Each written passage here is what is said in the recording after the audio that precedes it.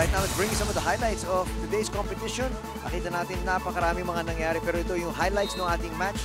Nakakatapos lang, Chiki. Yeah, at sabi nga ni Sid, they weren't able to react enough, fast enough because sobrang bilis nung galaw ng tandem ni Pons at saka ni Rondina. I mean, one after another yung points. Before you knew it, 19 na sila and 8 lang yung kabila. And of course, ngayon, kasama ko ang ating winning team, si Cici Rondina at saka si Bernadette Pons. Ngayon, tatanungin kita, Cici, ini-expect niyo ba na mapapanalo niyo ang laban na to against sila Sid in just 2 sets?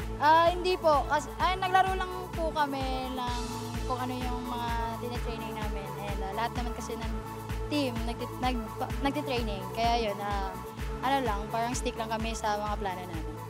At naging napaka-effective naman ang inyong game plan. Ngayon naman, Bernadette, tatanungin kita, ikaw, sa tingin mo, nung nanalo kayo ng first 2 sets, ano ang nag-work para sa inyo? Ano yung naging strengths ng kupunan nyo? Siyempre, unang-una yung communication namin sa isa't isa kasi siyempre ngayon lang kami nagsama. So yun, parang yun yung naging key kung bakit namin naipanalo yung game. Tapos ginawa lang din namin kung ano yung, in-apply namin lahat ng mga pinag-ensayo namin, lahat ng game plan namin.